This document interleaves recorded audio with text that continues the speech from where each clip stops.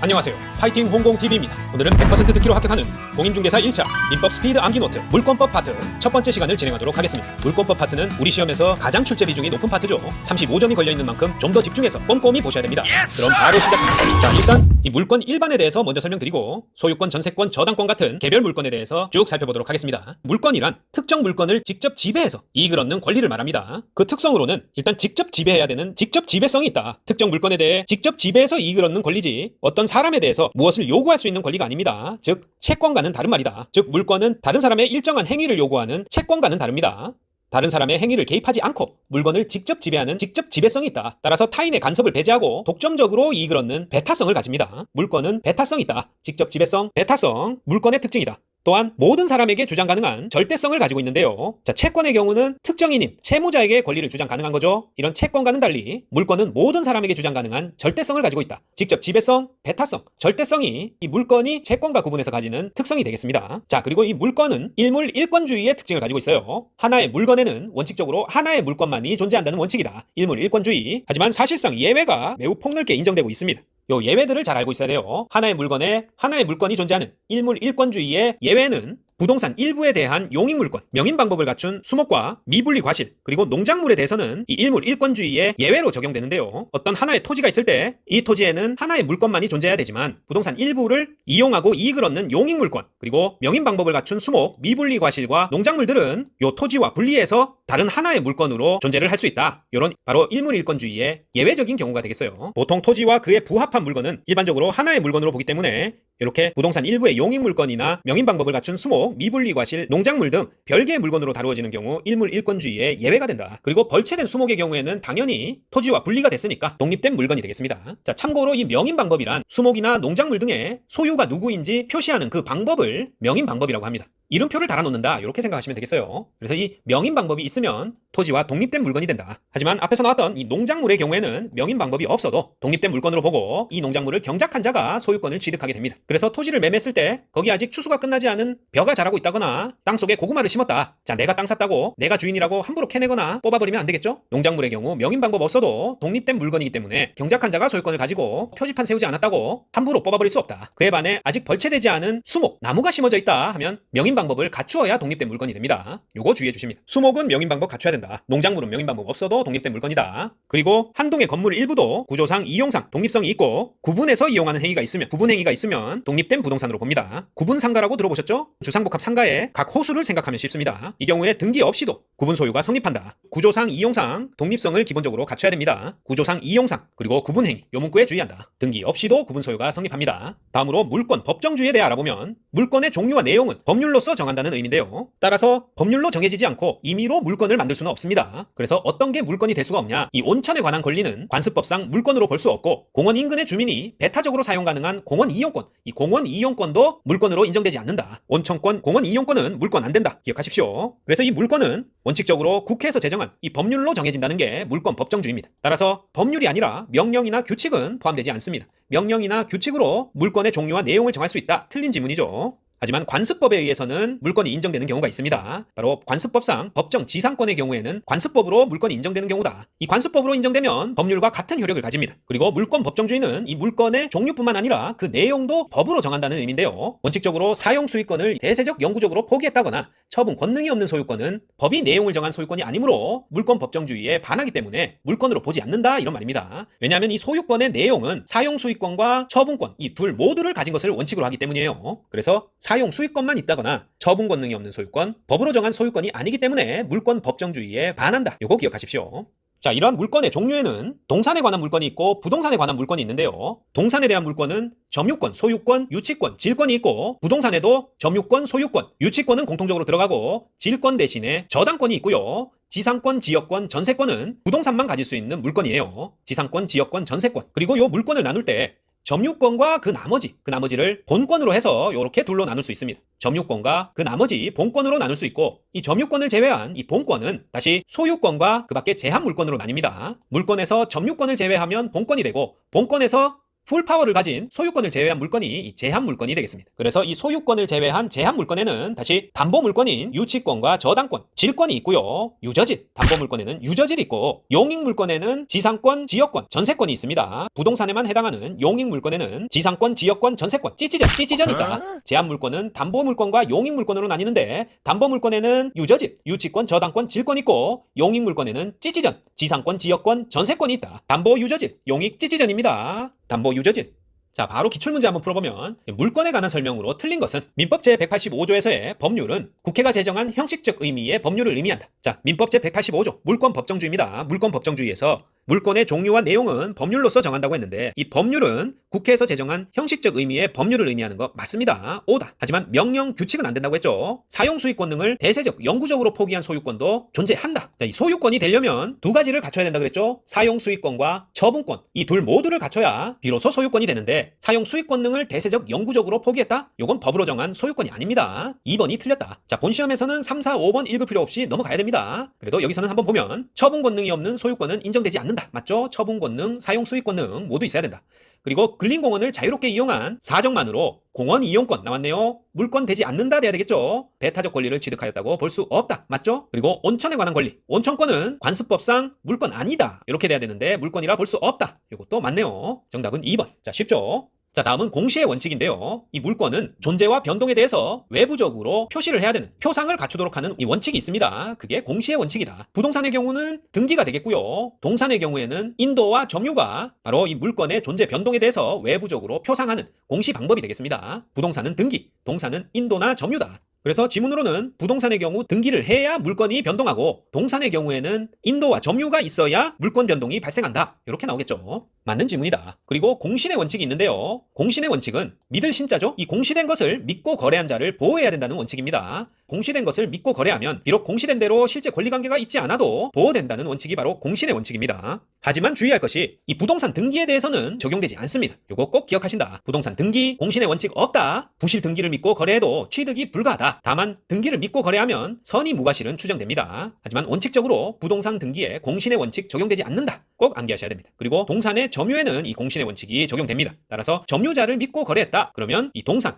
자동차나 보트 같은 거 생각하시면 되겠죠. 이 동산은 선의 취득 가능하다. 공신의 원칙은 동산에만 적용된다. 부동산에는 적용되지 않는다. 요거 기억하십니다. 공시 방법에는 부동산은 등기, 동산의 경우 인도, 점유가 공시 원칙이지만 공신의 원칙은 부동산 등기에 적용되지 않는다. 중요하기 때문에 여러 번 얘기합니다. 자, 이런 물건에 있어서의 효력은 가장 중요한 게 이 물권적 청구권인데요. 물권적 청구권이란 침해 또는 방해하는 상태를 지배하는 특정한 사람을 상대로 이 방해의 제거와 예방에 필요한 일정한 행위를 요구할 수 있는 권리가 바로 물권적 청구권입니다. 자, 내가 물건의 대표적인 소유권을 가지고 있는데 이를 침해 또는 방해하려는 자, 이자를 상대로 방해 제거와 예방에 필요한 일정 행위를 요구할 수 있는 권리가 물권적 청구권이다. 자, 대표적인 물권적 권리이기 때문에 이 특정의 상대가, 이 방해하는 상대가 누군지는 따지지 않고 방해 제거와 예방에 필요한 행위 요구할 수 있다. 즉, 침해 또는 침해 가능성이 있으면 그 사실만으로 청구 가능하고, 꼭 상대방의 귀책 사유가 있어야지 내가 청구할 수 있는 거 아닙니다. 상대방의 귀책 사유는 따지지 않는다. 예를 들어서 우리 집에 다른 사람이 자기 물건 등을 잔뜩 놓아뒀다. 그랬을 때 그 사람의 잘못이 있냐 없냐는 따지지 않고 일단 치워달라. 그렇게 소유권에 기한 방해 제거를 요구할 수 있는 겁니다. 그게 물권적 청구권이다. 물권적 청구권의 주체는 당연히 물건을 가진 자만 할 수 있습니다. 물건을 가진 자만 행사 가능하다. 물권적 청구권. 그래서 임차인은 행사할 수 없다. 당연하겠죠. 다만 소유자인 임대인의 물권적 청구권을 대위해서 행사 가능합니다. 자, 내 집을 임차해서 사용 수익하고 있는 임차인은 소유자인 임대인의 물권적 청구권을 직접 행사는 불가하고 대위 행사 가능하다. 그래서 이 물권, 소유권이겠죠? 소유권이 소멸되면 이를 분리해서 물권적 청구권만 가질 수는 없는 겁니다. 물권적 청구권은 물권에 기해서 행사하는 거지 물권이 없으면 물권적 청구권도 없다. 그래서 물권을 넘겨주었거나 애초에 없었던 사람은 당연히 물권적 청구권 행사 못하고요. 부동산 매수인이다? 자, 물권 있을까요? 계약 상태지. 매수인, 매도인이라고 부르는 것은 아직 물권이 넘어가기 전인 계약 상태에 부르는 말이죠. 그래서 부동산 매수인은 아직 물권을 가진 자가 아니기 때문에 물권적 청구권 없습니다. 매수인이 물권적 청구권 가진다. X 하셔야 돼요. 자, 그래서 매수인의 이전 등기 청구권은 물권적 청구권이 아니죠. 자, 물권적 청구권은 물권이 있는 사람이 행사하는 건데 매수인은 소유자가 아니니까 이전 등기 청구권은 물권적 청구권 아니다. O 하셔야 됩니다. 자, 그럼 어떤 게 물권적 청구권이냐? 대표적인 물권적 청구권에는 진정한 소유자가 청구하는 무효인 이전 등기 말소 청구권이 대표적인 물권적 청구권입니다. 소유자인 나 몰래 어떤 특정인이 내 집을 팔아버렸다. 그랬을 때 그 이전 등기는 무효겠죠. 그래서 무효인 이전 등기를 말소해달라는 청구권이 진정한 소유권에 기한 대표적인 물권적 청구권이 되겠습니다. 자, 물권적 청구권의 종류에는 그 집 내 거니까 돌려줘, 반환 청구권, 내 땅에서 이 물건 다 치워, 방해 배제 청구권, 옆집 건물이 기울어져서 우리 집 쪽으로 넘어지려고 그러네, 방해 예방 청구권,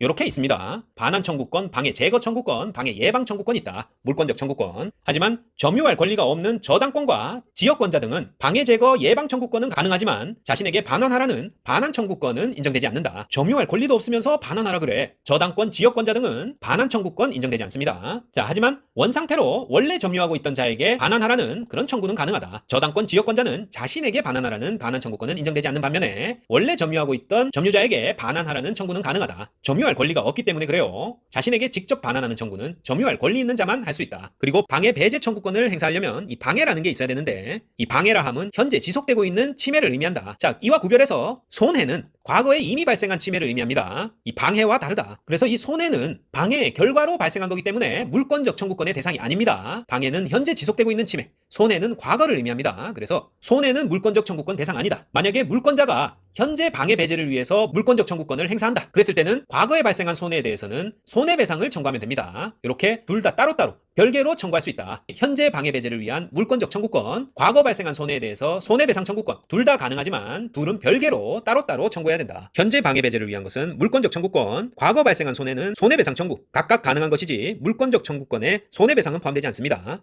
손해는 물권적 청구권의 대상이 아니다. 별개다. 기억하십시오.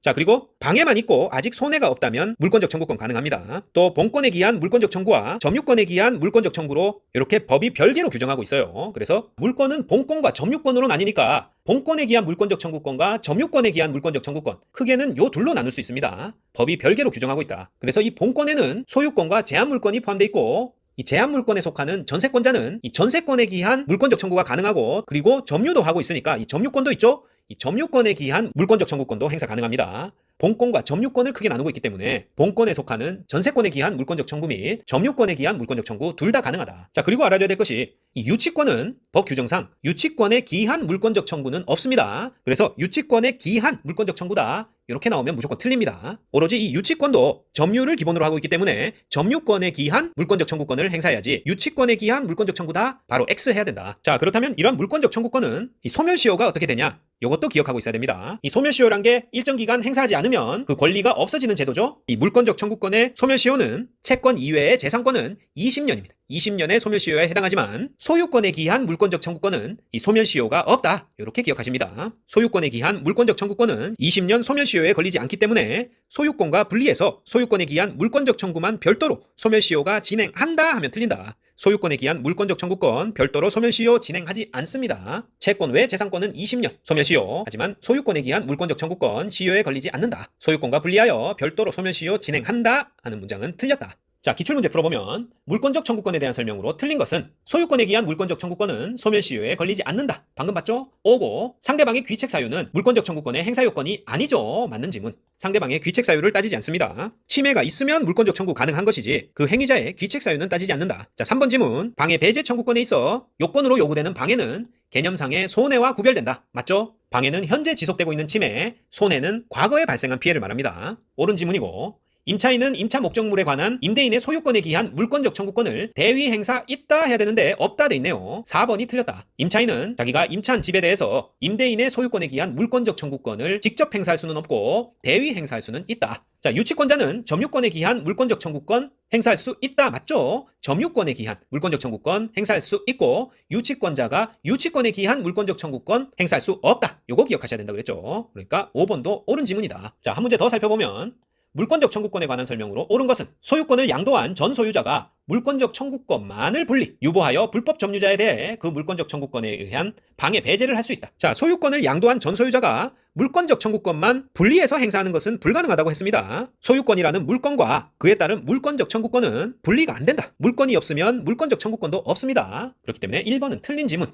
물권적 청구권을 행사하기 위해서 그 상대방에게 귀책 사유 있어야 된다. 귀책 사유 묻지 않는다고 했죠. 틀린 지문. 소유권에 기한 방해 배제 청구권에 있어서 방해에는 과거 이미 종결된 손해가 포함된다. 방해와 손해는 다른 거라고 했습니다. 방해는 현재 침해, 손해는 과거의 피해 사실인데 둘은 별개다. 포함되지 않는다. 기억하시고, 소유권에 기한 물권적 청구권은 그 소유권과 분리하여 별도의 소멸시효의 대상이 된다. 자, 아니죠. 소유권에 기한 물권적 청구권은 그 소유권과 분리해서 별도의 소멸시효 대상 안 됩니다. 자, 소유권에 기한 물권적 청구권은 앞에서 소멸시효 대상 자체가 안 된다고 그랬죠. 그리고 다른 물권적 청구권도 물권과 이렇게 분리해서 별도로 소멸시효 진행 안 됩니다. 틀린 지문. 자, 1, 2, 3, 4 다 틀렸으니까 5번이 옳은 지문이겠네요. 소유권에 기한 물권적 청구권은 그 소유자가 소유권을 상실하면 더 이상 인정되지 않는다. 자, 맞습니다. 물권적 청구권은 물권이 없으면 물권적 청구권도 없다. 옳은 지문입니다.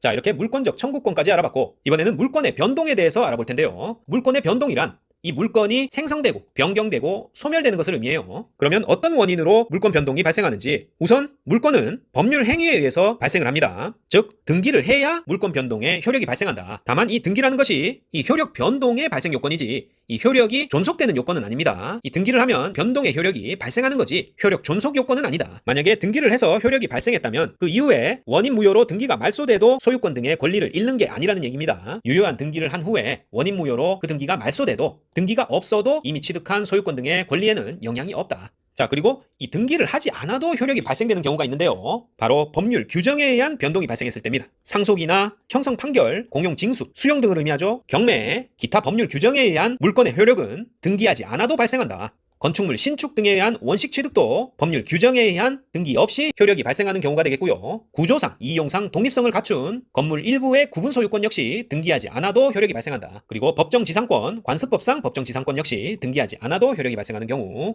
마지막으로 전세권 등의 법정 갱신, 이런 것들이 기타 법률 규정에 의해서 등기하지 않아도 효력이 발생하는 경우다. 상속, 형성 판결, 공용 징수, 경매, 기타 법률 규정인데 건축물 신축에 의한 원시취득, 구조상, 이용상, 독립성 갖춘 한동건물의 일부의 구분소유권, 법정지상권, 관습법상 법정지상권, 전세권 등의 법정갱신 등이 이에 해당합니다. 등기 없이도 효력 발생한다. 자, 하나씩 외우기 어려우면 쌍판징 경기, 축구 찌지갱 이렇게 외울 수도 있는데 좀 무식하죠? 쌍판징 경기, 축구 찌지갱, 쌍판징 경기, 축구 찌지갱, 상속 형성 판결, 공용 징수, 경매, 기타 법률 규정, 건축물 신축에 의한 원시취득, 구조상 이용상, 독립성을 갖춘 한동건물 일부의 구분소유권, 법정지상권, 관습법상 법정지상권, 전세권의 법정갱신 등이 해당합니다.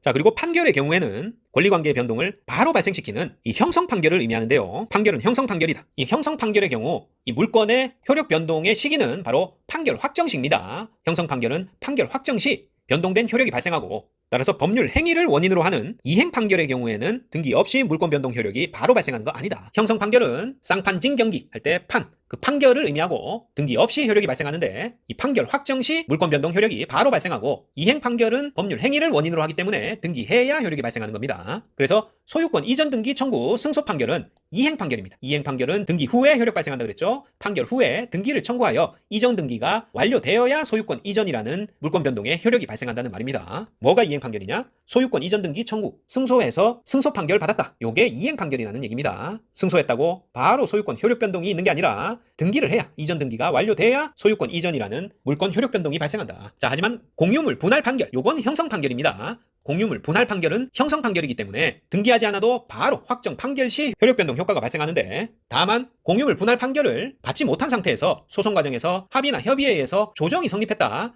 그렇다고 해서 이게 형성 판결이 된 게 아니기 때문에 등기해야 효력이 발생합니다. 공유물 분할 판결 시 판결 확정되면 등기 없이 효력 발생, 소송 과정에서 합의 협의에 의해서 그냥 조정되었다. 합의 협의 조정이다. 그러면 등기해야 효력 발생입니다.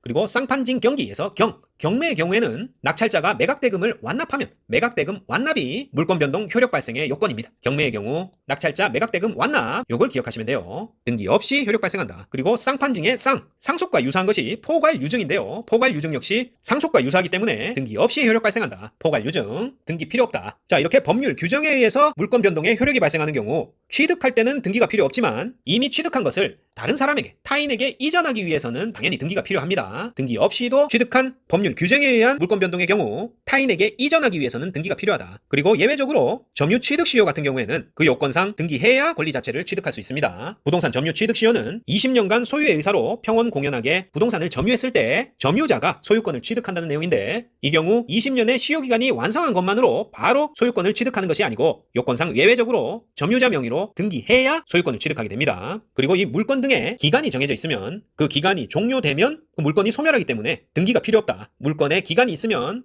기간이 종료됐을 때 등기 없이 바로 그 물권이 소멸합니다. 요거까지 기출문제 풀어보면 법률 행위에 의하지 않은 부동산 물권 변동에 관한 설명으로 틀린 것은 관습상 법정지상권, 축구 지지갱, 찌찌, 관습법상 법정지상권, 등기 없이 취득한다. 맞죠? 이행 판결에 기한 이행 판결 나왔네요. 이행 판결 보고 바로 등기해야 취득한다. 요거 생각나야 되고, 부동산 물권의 변동 시기는 등기시겠죠? 확정 판결 시이다. 자, 확정 판결 시를 기준으로 물권 변동되는 것은 형성 판결이죠. 이행 판결은 등기해야 효력 발생한다. 2번이 틀렸습니다. 형성 판결의 경우 판결 확정 시 물권 변동의 효과가 바로 발생하지만 이행 판결은 아닙니다. 판결 받아서 등기해야 효력이 발생한다. 쌍판진, 경기, 축구, 찌지갱. 상속인은 등기 없이 상속받은 부동산의 소유권을 취득한다. 쌍판진, 쌍 맞고요. 경매로 인한 부동산 소유권의 취득 시기는 취득 시기 매각대금 완납한 때 맞죠? 매각대금 완납한 때 경매로 인한 부동산 소유권 낙찰자가 취득한다. 건물의 신축, 축이죠, 축구. 건물의 신축에 의한 소유권 취득은 소유권 보존 등기를 필요로 하지 않는다. 맞죠? 건물 신축의 경우 소유권 취득에 있어서 소유권 보존 등기를 필요로 하지 않습니다. 자, 부동산 물권 변동에 관한 설명으로 틀린 것은 부동산 물권 변동 후 그 등기가 원인 없이 말소되었더라도 그 물권 변동의 효력에는 영향이 없다. 자, 물권 변동 후에 등기가 원인 없이 말소되었더라도 물권 변동 효력에 영향 없는 것 맞습니다. 등기는 물권 변동의 효력 발생 요건이지 효력 존속 요건이 아니다. 등기를 요하지 않는 물권 취득의 원인인 판결이란 이행 판결을 의미한다. 틀렸죠. 등기 없이 물권 취득하는 판결은 형성 판결입니다. 이행 판결을 받았으면 등기해야 물권 취득합니다. 소유권 이전 등기 청구권의 보존을 위한 가등기에 기하여 본등기가 행해지면 물권 변동 효력은 본등기가 행해진 때에 발생한다. 자, 맞습니다. 가등기는 순위 보존의 효력만 있지 물권 변동의 효력을 가져오지는 않습니다. 그래서 본등기가 행해진 때에 물권 변동의 효력이 발생한다. 매수한 토지를 인도받아서 점유하고 있는 미등기 매수인으로부터 그 토지를 다시 매수한 자는 특별한 사정이 없는 한 최초 매도인에 대하여 직접 자신에게로의 소유권 이전 등기를 청구할 수 없다. 자, 문장이 긴데요. 너무나 당연한 얘기죠. 다시 매수한 자와 매도인은 계약상 아무런 관계가 없습니다. 자, A가 최초 매도인이고 B가 이 토지를 매수해서 인도받아 점유하고 있지만 미등기 상태입니다. 그 상태에서 C가 B로부터 이 토지를 매수를 했다는 거죠. 그랬을 때 C가 최초 매도인 A한테 소유권 이전 등기를 청구할 수 있냐? 그 얘기예요. 뒤에서 나오겠지만 애초에 등기를 받지 못한 이 미등기 매수인 B를 대위해서 C가 A한테 최초 매도인에게 이전 등기를 청구할 수는 있지만 직접 청구는 못한다. 대위 청구 있다.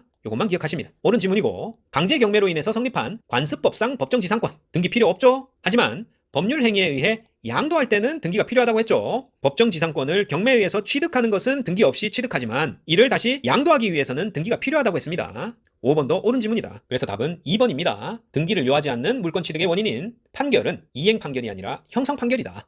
자, 오늘은 여기까지입니다. 파이팅 홍콩TV 구독, 좋아요 부탁드리고 저는 다음 시간에 더 알찬 내용으로 다시 찾아뵙겠습니다. 감사합니다.